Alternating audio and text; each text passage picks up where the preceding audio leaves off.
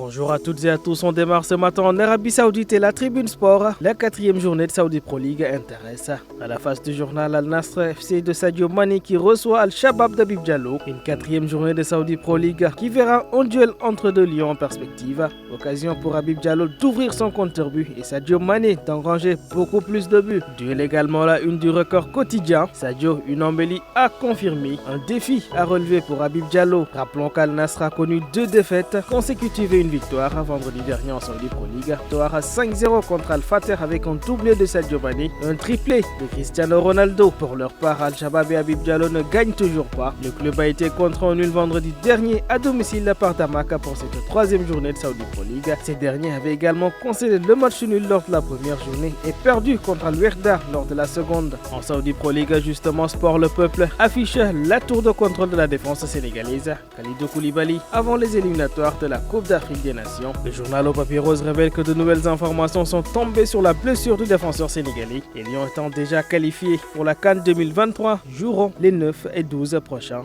Le capitaine de la sélection a été sorti sur blessure lors de la finale de la Coupe arabe des clubs champions. Une durée de son indisponibilité d'ailleurs connue. Touché à la cuisse depuis plusieurs semaines, Kalidou Koulibaly devrait être présent avec le Sénégal en septembre. Parlons de Rewmi Sport et l'Olympique de Marseille avec Iliman Ndiaye en première page. Son adaptation toujours en question, ses performances attendues toujours. Pourquoi faut-il laisser du temps à Iliman Ndiaye? Rewmi Sport pose le débat. En bas de page, c'est la Serie A et Boulaye Dia qui intéresse. Boulaye, buteur, sauve la Salernitana d'une défaite contre l'Udinese. Du côté du sport quotidien, c'est la Coupe de la Confédération africaine qui revient.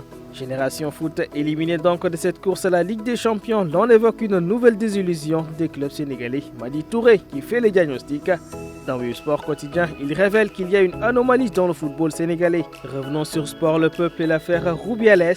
L'UEFA est ainsi poussé à exclure les clubs espagnols des Coupes d'Europe, informe le journal. Ceci dit, prenons des nouvelles de Vinicius Junior avec Le Point Sport. La blessure de l'international brésilien est plus grave que ce que pensaient les médecins du Real Madrid dans un premier temps.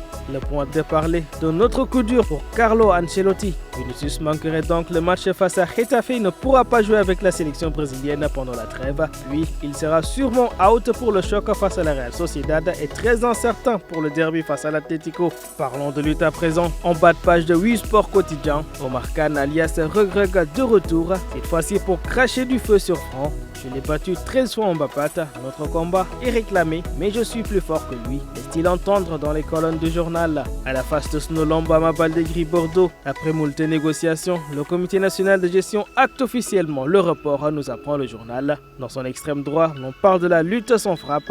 Dans l'actualité, Ngagne Sène qui reste sur sa lancée. 16 drapeaux gagnant 22 finales. L'enfant de Ndiaganiao a imposé sa force, son talent, mais surtout sa personne au sein de la lutte simple. Voilà, c'est tout pour aujourd'hui. Rendez-vous demain dans d'autres aventures.